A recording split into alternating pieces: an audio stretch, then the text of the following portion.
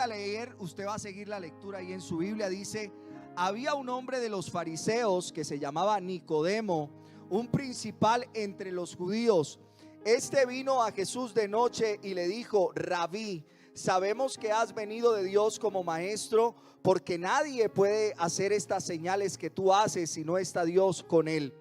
Respondió Jesús y le dijo: de cierto te digo, que el que no naciere de nuevo no puede ver el reino de Dios. ¿Puede sentarse, por favor?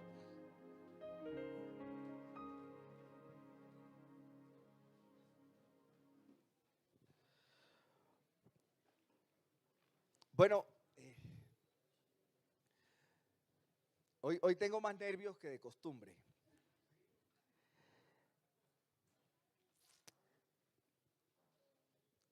Intentando reflexionar acerca de un fenómeno que es común para aquellos que no conocen a Dios, y es la violencia intrafamiliar en sus distintas expresiones. Quise entonces intentar ir al origen de este tipo de situaciones entre aquellos que nos hacemos llamar cristianos. Es innegable que hay hogares en los cuales las situaciones entre los cónyuges o los padres y los hijos llegan a un punto tal en el que la comunicación deja de ser a través del lenguaje del amor y comienza a ser la hostilidad y las palabras de grueso calibre, los términos despectivos, los que se hacen más audibles en esas familias.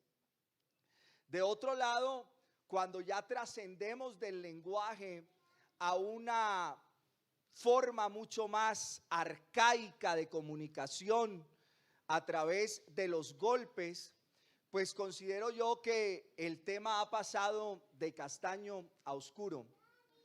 Yo he contado en múltiples ocasiones una experiencia triste, muy triste, que viví como médico rural en mi pueblo. Y es que los nombramientos allá se realizaban el 31 de diciembre, así que yo quedé en el comité de misiones para ayudar a algunas actividades en unas veredas y nombraron a mi líder de misiones. Pues resulta que a eso como del 6, 7 de enero, pienso yo, no había pasado más de una semana, en un turno noche con un calor intenso como el que hace allá. Yo estaba en el cuarto de los médicos donde dormíamos y de pronto la enfermera jefe me toca la puerta y me dice: Doc, acaba de llegar una paciente, pero yo creo que está crazy. Yo le digo: ¿por qué? Ahora que la vea se va a dar cuenta. Entonces yo voy como a eso de las 3:30, 4 de la mañana. Efectivamente, yo la encuentro y digo: es muy raro, porque con el calor tan intenso que hace allá, yo la encuentro a ella con un pasamontañas, con una bufanda, con una chaqueta, con unas gafas. Dice uno, debe estar orate. Pero resulta que cuando yo entro y digo: buenos días, ¿cómo está? Me dice: buenos días, doctor. Y yo le digo: cuénteme, ¿por qué viene?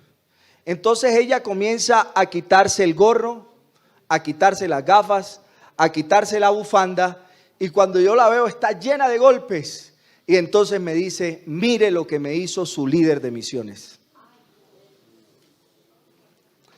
Así que cuando uno va atrás, para no entrar en detalles y pasar del anonimato al desprestigio el día de hoy, yo quisiera acudir a un principio de la palabra de Dios que nos permitirá en cierta medida que cuando este evento ocurra en nuestras vidas, que cuando de verdad experimentemos en nuestra vida el núcleo de la conversación de Jesús con Nicodemo, este tipo de situaciones solo deben ser o historias del pasado o historias contadas por otros, pero que no se aplican a nuestros hogares. Os es necesario nacer de nuevo. Sabe que nuestro Señor Jesucristo, durante su transitar aquí en la tierra, enfrentó mucha oposición, especialmente de aquellos que eran los líderes religiosos en el pueblo de Israel. Y nosotros tenemos en los evangelios los diálogos que había, de manera que se notaba el odio de parte de los líderes religiosos de la época contra Jesús. Cuando usted avanza un par de capítulos más en el Evangelio de Juan, en el capítulo 7, se comienza diciendo que ellos querían matarle, los líderes religiosos de la época querían matar a Jesús. Y Jesús mismo llegó a decir a su familia que el mundo le odiaba. Es decir, que Cristo vivió en días de mucha oposición. Dice Juan capítulo 7, el verso 7, no puede el mundo aborreceros a vosotros, pero a mí me aborrece porque yo testifico de él que sus obras son malas.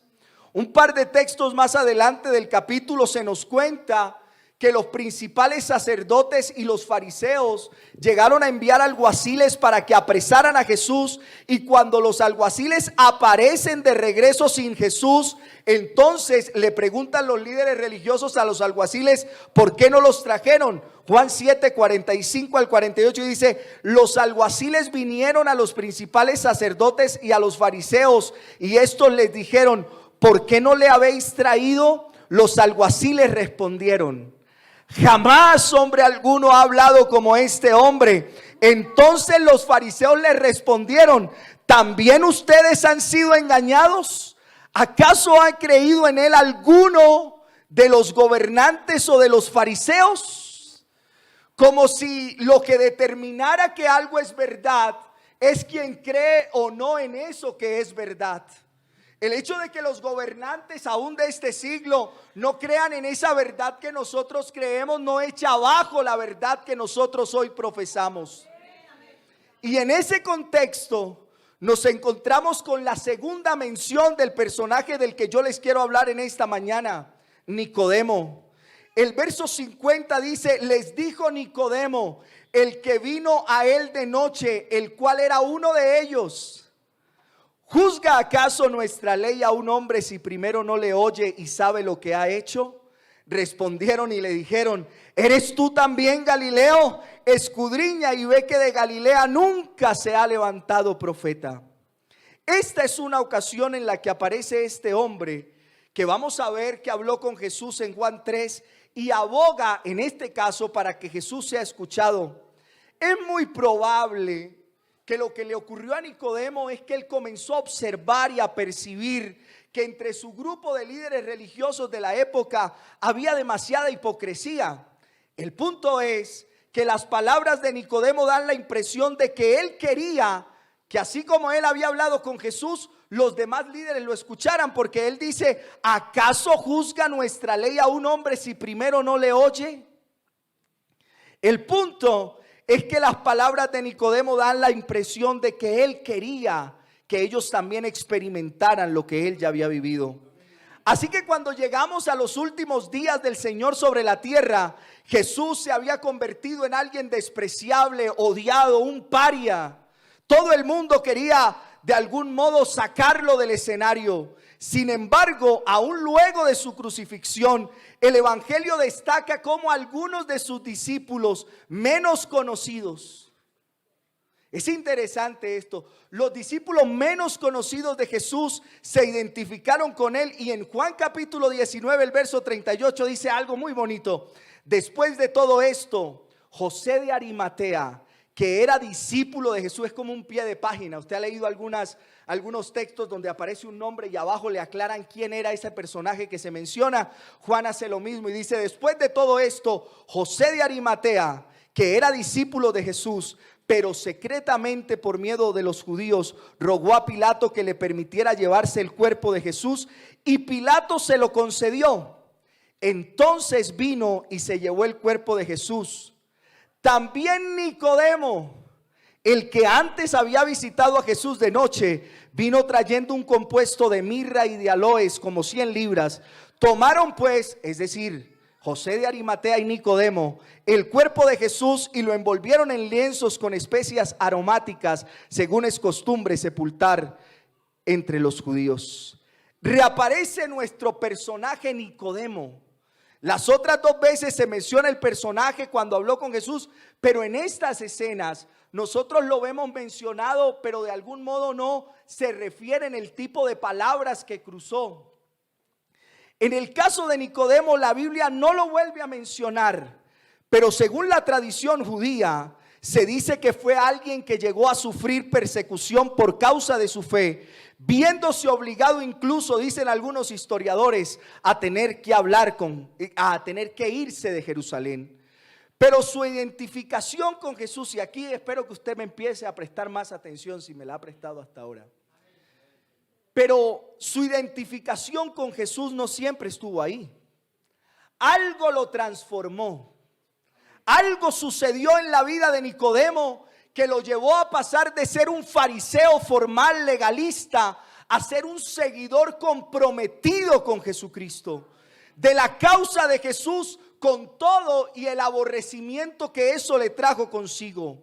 Hubo una conversación que marcó la vida de Nicodemo. Hubo una conversación que cambió la cosmovisión de Nicodemo. Hubo un momento en la vida de Nicodemo en que las palabras de Jesús retumbaron tanto en su ser interior que él decidió abandonarlo todo con tal de seguir a Jesús. Esa conversación está en Juan 3. Y creo que es de esas conversaciones que marcan la vida, que marcan un antes y después. Y la manera misma en la que se introduce la conversación parece indicar a alguien que no quería ser visto con Jesús. No te vayas.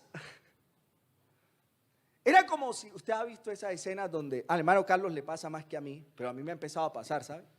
Que la gente le dice a uno: ay, déjeme tomarme una foto con usted. Pues sabe algo, Nicodemo no quería que nadie lo fotografiara con Jesús. Nicodemo no quería tomarse una selfie con Jesús para subirla a sus redes sociales. Dice el verso 1 y 2 del capítulo 3 de Juan: había un hombre de los fariseos que se llamaba Nicodemo, un principal entre los judíos. Este vino a Jesús de noche y le dijo: Rabí, sabemos que has venido de Dios como maestro, porque nadie puede hacer estas señales que tú haces si no está Dios con él. Al parecer Nicodemo ya había empezado a escuchar de Jesús. Había comenzado a saber que él hacía cosas extrañas. Y así que comenzó a preguntarse quién era este. Al punto que cuando conversa con Jesús, él le hace una afirmación categórica y le dice: nadie puede hacer las cosas que tú haces si no está Dios con él. Así que parece que Nicodemo se cuestiona: ¿quién es este? ¿Quién es este Jesús que hace cosas que solo podría hacer alguien que Dios está con él? Entonces su inquietud, esa pregunta por saber quién era Jesús, lo llevó a buscar a Jesús en el momento en el que pudiera encontrárselo a solas. Buscó la noche para poder acercarse a Jesús y resolver sus interrogantes. En cambio, Jesús no necesitaba saber más de Nicodemo, porque Jesús ya sabía todo acerca de Nicodemo. No podemos perder de vista que este texto de Juan 3 está junto antes de las palabras que el Señor Jesús pronuncia con respecto a un grupo de personas que había profesado creer en Jesús. Los versículos anteriores, cuando termina el capítulo 2, dicen lo siguiente: estando en Jerusalén en la fiesta de la Pascua, muchos creyeron en su nombre viendo las señales que hacía. Estas señales que tal vez inquietaron a Nicodemo llevaron a muchos a decir: yo creo en Jesús, yo creo que Él es el Cristo. Pero Jesús por su parte dijo algo interesante. Él dice en el verso 24: pero Jesús mismo no se fiaba de ellos, porque conocía a todos y no tenía necesidad que nadie le diese testimonio del hombre, pues Él sabía lo que había en el hombre. Ellos dijeron que creían en Jesús, pero Jesús sabía que no era verdad. Y es en ese panorama en que se comienza a dar la conversación de Jesús con Nicodemo. Nicodemo quería saber más de Jesús, pero Jesús sabía todo acerca de Nicodemo.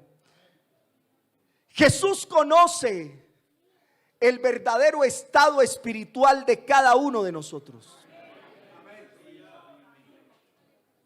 Jesús conoce cuál es la verdadera condición espiritual tuya. A Jesús no tienen que venir a contarle qué es lo que tú haces o dejas de hacer. A Jesús no tienen que venir a soplarle al oído aquello que te han visto hacer cuando nadie te ve. Él sabe todo. Y cuando Él habla con Nicodemo, este hombre tan religioso, pero según muy espiritual por los estándares de ellos, Jesús decide hablar con él acerca del tema del nuevo nacimiento. Y fíjese en algo, no crea usted que Jesús es un tipo tonto. Jesús simplemente escucha a Nicodemo y como sabía todo de Nicodemo, se percata de algo en relación con Nicodemo. Nicodemo conoce todo lo que se debía saber en relación con eso que nosotros denominamos el Antiguo Testamento, la religión judaica. Así que Jesús no se pone a perder tiempo intentarlo responderle minucias acerca de quién era él. Así que Jesús, conociendo quién era Nicodemo, va al punto. Jesús conoce el verdadero estado espiritual de Nicodemo. A nosotros a veces nos pasa, ¿no? Uno le acaba, por ejemplo, de decir a alguien: oye, tú eres muy religioso, tú lees mucho la Biblia, y la persona te plantea lo siguiente y dice: vamos a hablar de cómo podemos verdaderamente conocer a Dios. Y tú respondes entonces: pero si yo te estoy diciendo que conozco a Dios. Es como si Jesús se percatara de que Nicodemo estaba presentando una fachada de muy religioso, pero en el fondo estaba muy lejos de Dios. De seguro usted no me lo va a responder en esta mañana, pero muchas veces usted ha sido un Nicodemo. Un tipo que parece saber mucho, que se asombra con lo que Jesús hace, pero se avergüenza de lo que Él es e intenta buscarlo cuando nadie lo ve. Pero además de eso, cuando Dios lo ve en su intimidad, usted no tiene más que llorar de dolor por darse cuenta que aquello que usted le oculta a la gente, para Dios es veraz. Que aquello que usted intenta ocultar de su esposa, de sus hijos, de sus vecinos, esa apariencia de buen cristiano que carga la Biblia justo debajo del brazo, que sale todos los domingos a las 9 de la mañana y parece muy santo, cuando se encuentra con Jesús se da cuenta que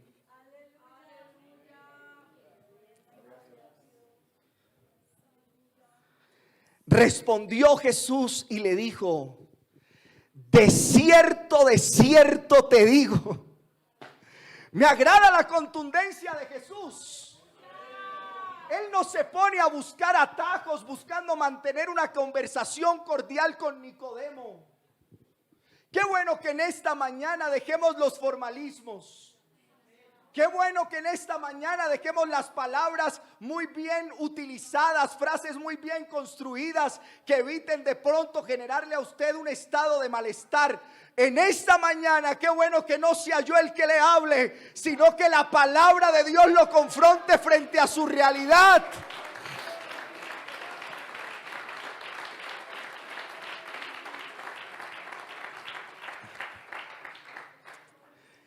Respondió Jesús y le dijo: oiga, Nicodemo, de cierto te digo, que el que no naciere de nuevo no puede ver el reino de Dios. Y el verso 5 dice: respondió Jesús: de cierto te digo, que el que no naciere del agua y del Espíritu no puede entrar en el reino de Dios. Jesús está hablando de nacer de arriba. No se trata del nacimiento físico, se trata de algo netamente espiritual. Es la palabra que aparece en el verso 31 que dice: el que de arriba viene es sobre todos. El que es de la tierra es terrenal y cosas terrenales habla. El que viene del cielo es sobre todos. Y el capítulo 19 de Juan en el verso 11 dice: respondió Jesús: ninguna autoridad tendrías contra mí si no te fuese dada ¿de dónde? De arriba. Por tanto, el que a ti me ha entregado, mayor pecado tiene. Así que cuando se habla de nacer de nuevo, se habla de nacer de arriba. Y mira lo que dice Santiago, el hermano de Jesús, conocido como el hombre de las rodillas de camello, dicen los historiadores. Dice: toda buena dádiva Y todo don perfecto desciende ¿de dónde? Desciende de lo alto, del Padre de las luces, en el cual no hay mudanza ni sombra de variación. Y no se quede hasta ahí. Dice Él, el Padre de las luces, de su voluntad nos hizo nacer por la palabra de verdad, para que seamos primicias de sus criaturas. O cuando habla en el capítulo 3 del mismo Santiago de la sabiduría celestial, dice: porque esta sabiduría no es la que desciende de lo alto, sino terrenal, animal, diabólica. Cuando confronta esa supuesta sabiduría humana y le dice: no, esa que tú hablas, esa es de la tierra, pero es que hay otra que viene es de arriba.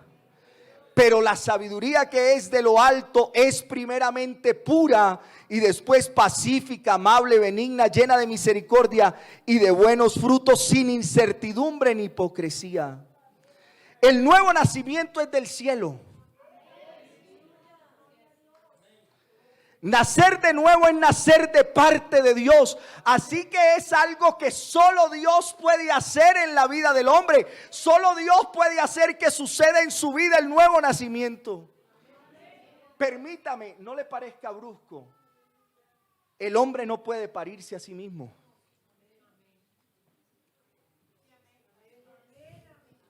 Yo espero estarme haciendo entender en esta mañana y que Dios esté hablando a su corazón en este día.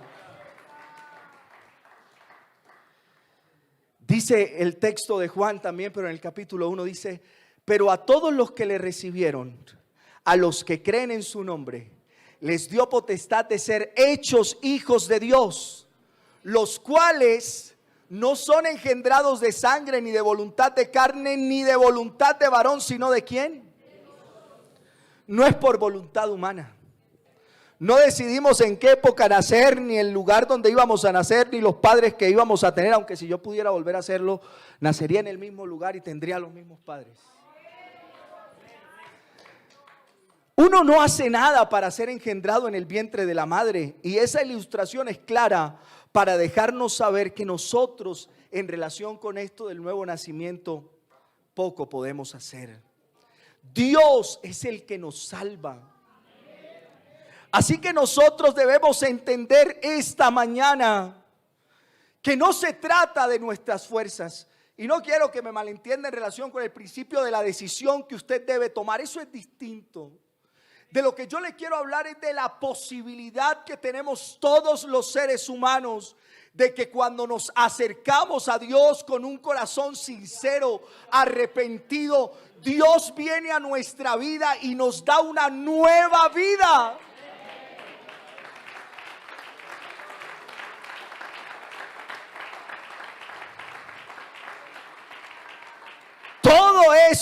Todo esto que Dios hace no nos debe motivar sino a darle gracias a Dios por su gran misericordia, ya que nos ha hecho nacer de nuevo a una nueva esperanza. Dice: bendito sea el Dios y Padre de nuestro Señor Jesucristo, que según su grande misericordia nos hizo renacer para una esperanza viva por la resurrección de Jesucristo de los muertos. Nosotros hoy le damos gracias a Dios.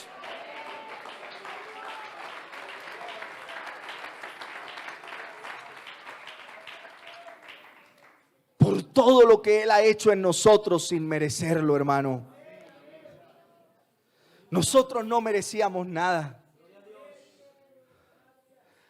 Oiga, pero este Dios ha sido extremadamente bueno con nosotros. Esa regeneración de la que habla Pedro no es otra cosa que un término para hablar también del nuevo nacimiento. Y ha sido descrita. Qué interesante, fíjese lo que dice el texto. Ha sido descrita como una resurrección espiritual. Y es una resurrección porque usted lee en Efesios 2 que nuestra condición era que estábamos muertos en nuestros delitos y pecados. Así que Efesios 2:1 dice: y Él os dio vida. Y Él os dio vida a vosotros cuando estabais muertos en vuestros delitos y pecados. Qué impresionante lo que Dios hace con nosotros. Qué impresionante lo que Dios hace en nuestras vidas.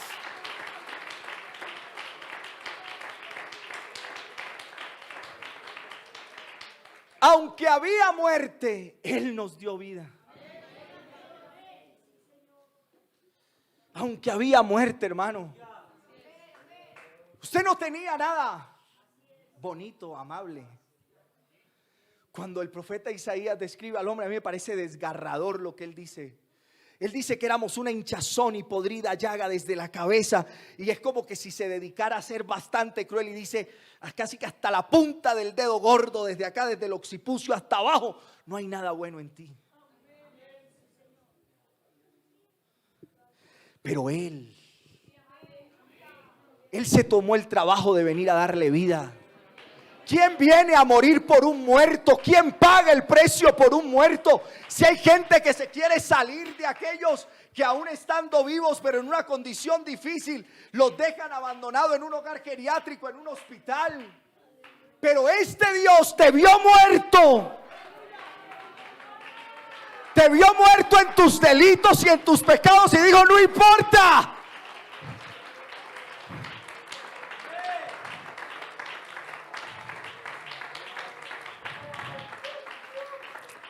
Y la escritura describe que todo aquel que hoy está salvo, así que no se las dé de gran cosa, hermano.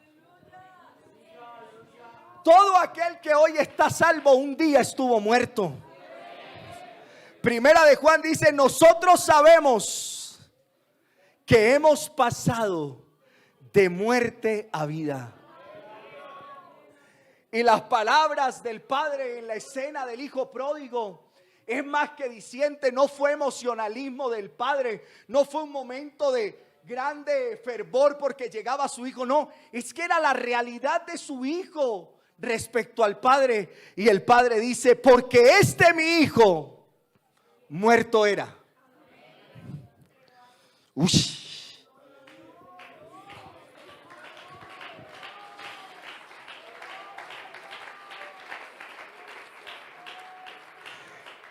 Mi hijo muerto era y ha revivido, se había perdido y es encontrado.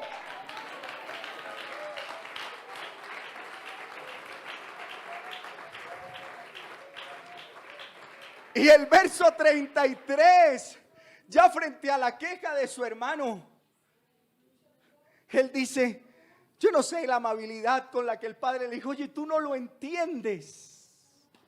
Era necesario hacer fiesta y regocijarnos porque es que tu hermano que era muerto ha revivido, se había perdido y es encontrado. El milagro del nuevo nacimiento, hermano, podría uno decir que es mayor que la conversión que Jesús hizo de convertir el agua en vino. ¿Y por qué traigo a colación esta escena? Porque Él cambió la naturaleza. Usted recuerda los reinos. Él cambió de un estado mineral a un estado vegetal. Pero esto que Jesús hizo con nosotros es muy superior a cualquier milagro. Es mayor que la resurrección física de Lázaro. El milagro que Dios ha hecho para salvar a los pecadores es sencillamente increíble.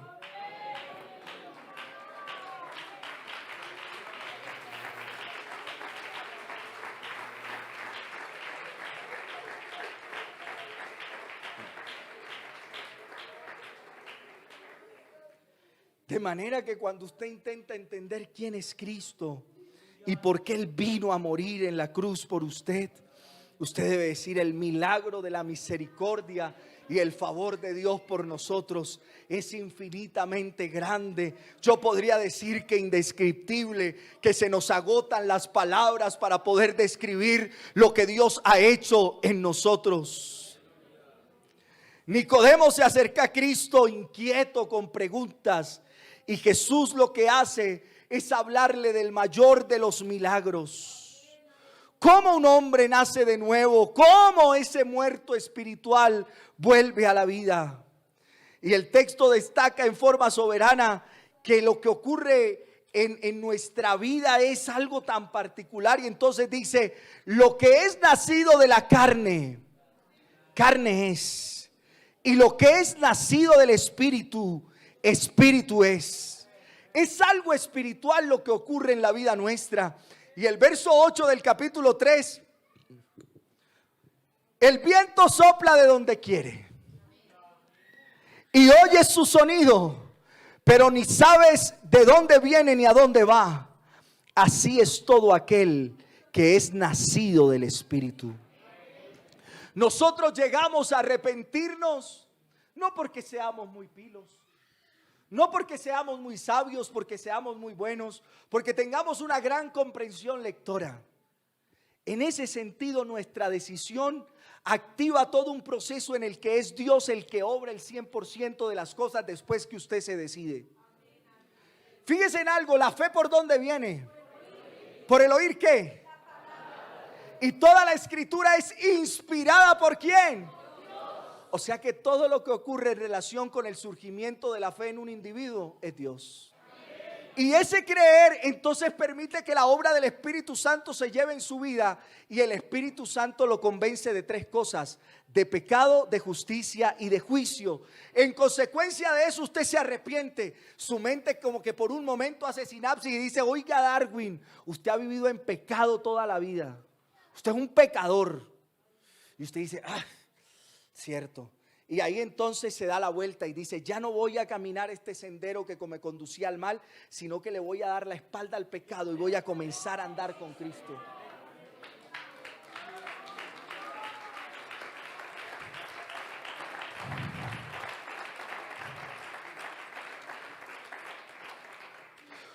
Uno de algún modo no puede comprender el momento en el que ocurrió. Eso hace parte de la obra soberana de Dios. Porque hay gente que viene muchas veces a culto y escucha sermones impecables, y ese no lo hace. Pero un día cualquiera va por el camino y de pronto viene a su mente un chispazo y dice: porque de tal manera amó Dios al mundo, que ha dado a su Hijo unigénito, para que todo aquel que en Él crea no se pierda, mas tenga vida eterna. Nosotros puede que no lo entendamos, pero ahora mismo Dios está haciendo una obra en el corazón de cada uno de nosotros. Tal vez usted no lo crea, no lo suponga, pero Dios está trabajando en su vida. Hay algo que Dios está haciendo en nuestro corazón. Respondió Jesús y le dijo: de cierto te digo, que el que no naciere de nuevo no puede ver el reino de Dios. Y me llama la atención que el Señor Jesús lo expresa de una forma negativa. El que no nace de nuevo no puede ver el reino de Dios. No dice el que nace de nuevo puede ver el reino de Dios. Y creo que hay una razón detrás de todo esto. Hay una razón para expresarlo de manera negativa. Expresar de una manera positiva hubiese dado la posibilidad de que hay otras formas de nacer de nuevo. De que hay otros métodos a través de los cuales nosotros podemos reformarnos a nosotros mismos, que hay otras maneras de llegar al reino de Dios. La forma en que Jesús lo dice es que no deja la mínima posibilidad a que alguien pueda hacerlo de manera distinta. Todos los que estamos aquí presentes y todos los que en el tiempo futuro se acerquen a Jesús tienen la necesidad de nacer de nuevo. Si usted no nace de nuevo, según el texto, de algún modo no podrá ser salvo. El que no nace no entra en el reino de Dios. No existe otra manera. Jesús dice que todos necesitamos entrar al reino de Dios, y que eso de entrar al reino de Dios solamente ocurre cuando nosotros nacemos de nuevo. Otra cosa que es digna de algún modo de ser observada y mencionada es que el personaje a quien Jesús pronuncia estas palabras en Juan 3, habíamos hablado de Nicodemo, ¿no? un hombre de costumbres, conservadora, religioso, conocedor de las escrituras. Y no cualquier religioso, era alguien de renombre entre los judíos, no era cualquier persona. Yo creo que es a propósito que Jesús tiene esta conversación con Nicodemo. Este hombre conocía muy bien las escrituras, era un maestro de Israel. No hubiese significado lo mismo si la tiene de pronto con la mujer samaritana o con la mujer sirofenicia. Eran distintos personajes. Así que Jesús con Nicodemo tiene una conversación muy particular. Y la costumbre de la época era que la gente le hiciera preguntas a él, pero aquí es él el que tiene que preguntar.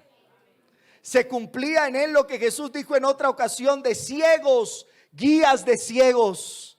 Mateo 15:14 dice: dejadlos, son ciegos, guías de ciegos. Y si el ciego guiare al ciego, ambos caerán en el hoyo. Él era un maestro de las escrituras y no sabía lo más importante. Jesús suponía, pero yo pienso que era humor negro de Jesús. Eran de esas preguntas que lo que aludían era a cincelarlo. Oye, ¿cómo es que tú, siendo maestro, no sabes?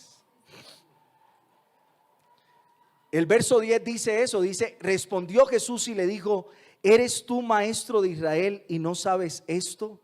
Y en el verso 11 dice que todavía no había recibido de corazón el testimonio de Jesús. Dice: de cierto te digo, que lo que sabemos hablamos y lo que hemos visto testificamos, y no recibís nuestro testimonio. Y en el 12 sí que le acaba de dar un golpe certero y le dice: si os he dicho cosas terrenales y no creéis, ¿cómo creeréis si os dijere cosas celestiales? Pero el énfasis es el verso 7, dice: no te maravilles de que te dije, os es necesario nacer de nuevo. El nuevo nacimiento no es opcional. El nuevo nacimiento no es si quiero. El nuevo nacimiento es un requisito. Es una verdad que no podemos cambiar ni negociar. Es la única manera de tener acceso al cielo. Y mire lo que dice en el versículo 3. Respondió Jesús y le dijo: de cierto te digo. En el versículo 5 de nuevo le dice: de cierto te digo. Y en el versículo 7: os es necesario. Eso es algo que no solo Nicodemo necesita. Es algo que todos el día de hoy necesitamos. Nadie viene a este mundo preparado para entrar al cielo. Nadie se prepara a sí mismo por sus buenas obras ni por su buena vida para entrar en el cielo. Para poder entrar en el cielo tiene que haber un nuevo nacimiento. Tenemos que nacer de arriba, de parte de Dios. Necesitamos una vida que es Dios el que la pone dentro de nosotros, y que ella entonces comienza a expresar una nueva forma en la cual nosotros nos conducimos. Nosotros necesitamos que sea Dios. Nosotros necesitamos que sea Dios el que cambie nuestra mente. Nosotros necesitamos que sea Dios el que ponga nuevos deseos en nuestro corazón.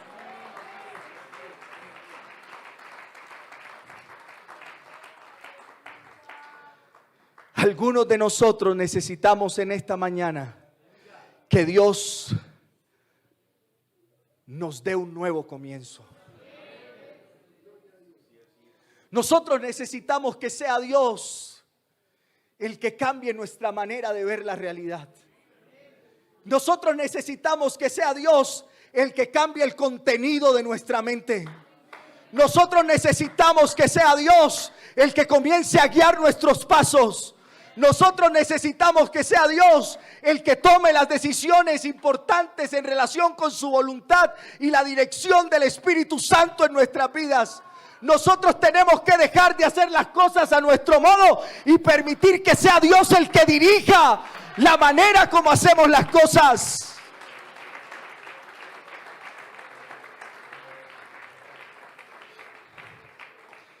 De manera profética Ezequiel lo dijo: y les daré un corazón y un espíritu nuevo pondré dentro de ellos. Y quitaré, ¿quién? ¿Usted? Y quitaré Él quitará el corazón de piedra de en medio de su carne y les dará un corazón de carne. Hoy necesitamos, permítame el símil, un poco cardiovascular. Hoy necesitamos que este lugar se convierta en un quirófano.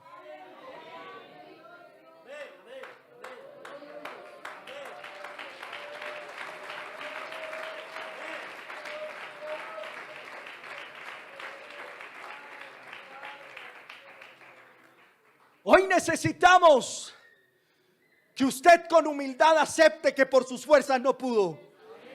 Que usted con humildad acepte que usted es incapaz. Que usted firme el consentimiento informado y le diga: Jesús, Jesús, yo ya no pude, pero yo te dejo.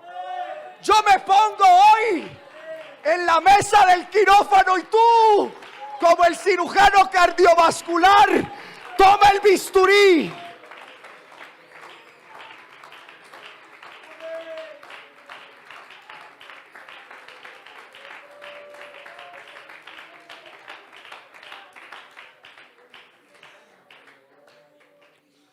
Hoy con humildad aceptemos que hay cosas en nuestro corazón que necesitan ser cambiadas.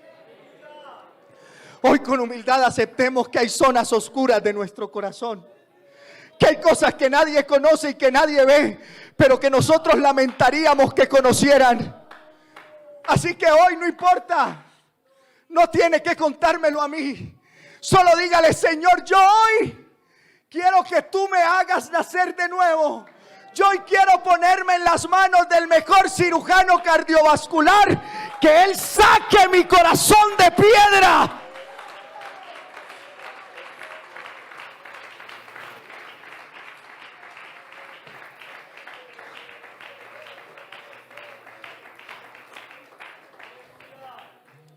Que Él saque mi corazón de piedra y ponga un corazón de carne.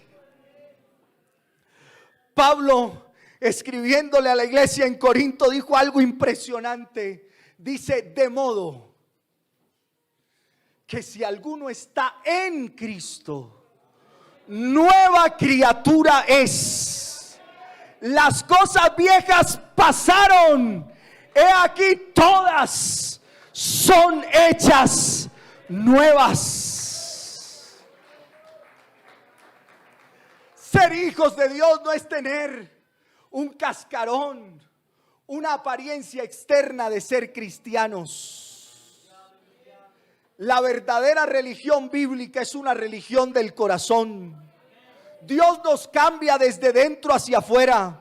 Por eso Jesús condenó a los fariseos, porque solo estaban preocupados por verse bien, como sepulcros blanqueados, mientras que por dentro solo había corrupción. Eso les dijo el Señor. Y aquí me quiero copiar las palabras de Héctor Betancourt en una convención. El día que el Señor venga se verán sorpresas. Habrá gente que usted ve muy formalita, parece muy buen pentecostal. Puede que se sienten en los altares, puede que canten en las grandes convenciones, pueden que sean llamados a hacer quién sabe qué, pero ese día se verán sorpresas. Correrán. Oiga, pero ¿cómo si yo era el pastor? Pero ¿cómo si yo era el líder? Pero ¿cómo si yo era el misionero? Pero corre al lugar y no encuentra. No es lo externo, hermano. No es lo externo. Yo lamento decirle que aquí las apariencias no tienen sentido.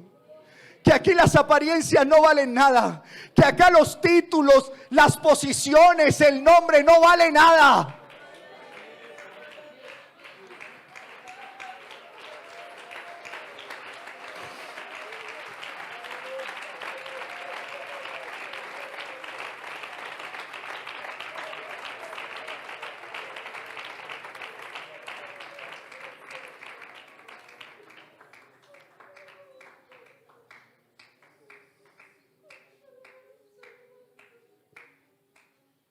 Nosotros somos hijos de Dios. Porque hemos nacido de Dios. Y vuelvo al principio ahora. Qué lamentable es que algunos entre nosotros aparentemos ser y no seamos. Arthur Conan Doyle, el escritor de Sherlock Holmes, tenía un montón de amigos políticos y un día decidió hacerles una broma. Les escribió un mensaje y de manera anónima les decía: huid, os hemos descubierto. Todos sus amigos se fueron. Él no sabía nada. ¿Qué oculta usted?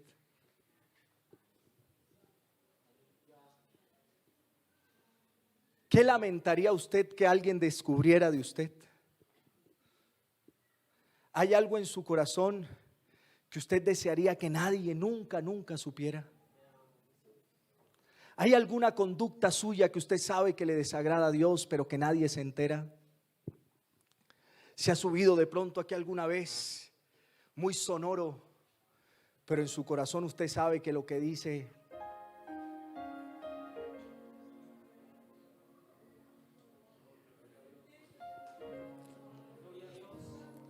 Yo le quiero presentar el quirófano de Dios. Yo le quiero presentar la mesa de cirugía de Jesucristo. Aquí está hoy el cirujano cardiovascular.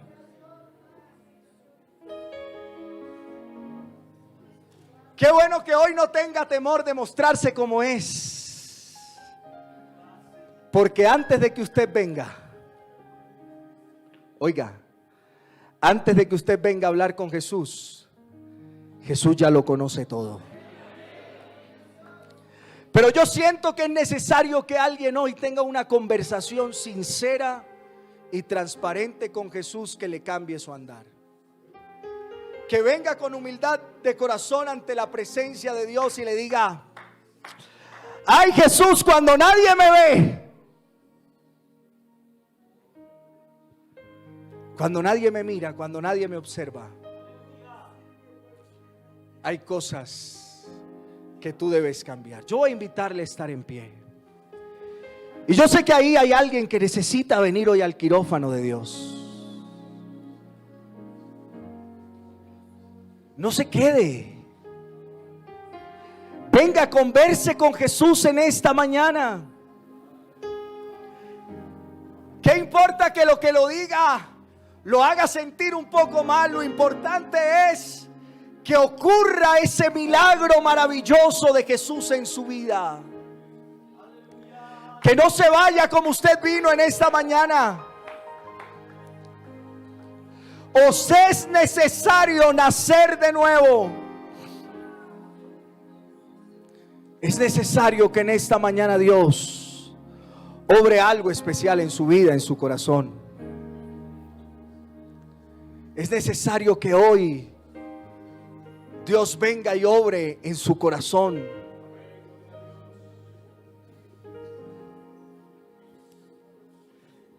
Mi pastor Sigifredo decía: permítame que le ruegue. No se quede. Sea humilde.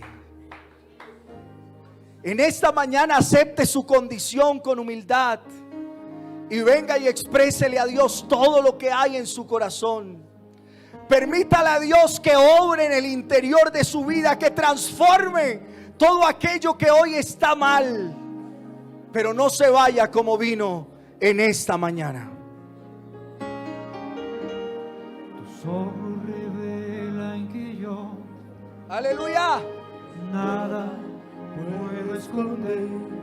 Y que no soy Sin ti, oh fiel Señor. Todo lo sabes de mí.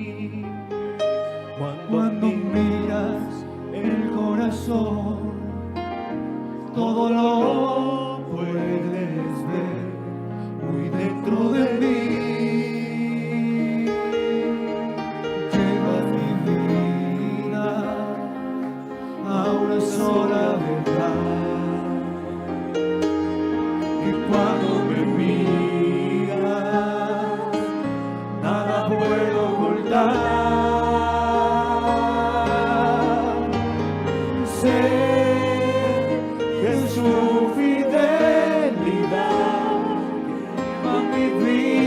vida más allá de lo que puedo imaginar. Y sé que no puedo negar que tu mirada puesta en mí me llena de tu paz. Sé que es tu fidelidad que lleva mi vida más allá de lo que puedo imaginar.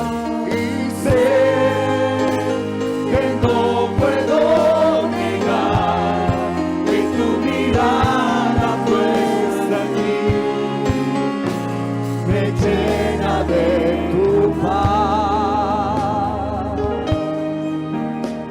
Tus ojos revelan que yo Y nada puedo esconder, que no soy nada sin ti, oh fiel Señor. Y todo lo sabes de mí cuando miras el corazón, y todo lo puedes ver muy dentro de mí. Llevas mi vida a una sola verdad, y que cuando me miras nada puedo ocultar. Y sé que es tu fidelidad que lleva mi vida más allá de lo que pueda imaginar. Y sé que no puedo negar que tu mirada puesta en mí me llena de tu paz. aleluya, Mirada puesta en mí me llena de tu paz. mirada puesta en mí me llena de tu paz.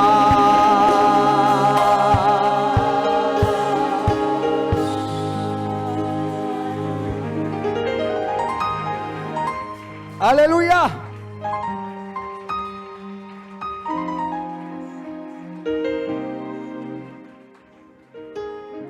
Gloria a Dios, hermanos.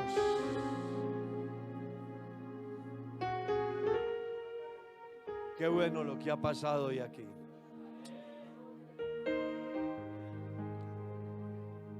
Entonces, cuando se da la violencia intrafamiliar, es que las personas no han nacido de nuevo.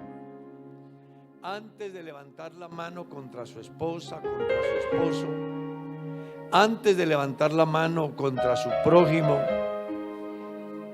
contra sus padres, acuérdese que usted es una nueva cosita.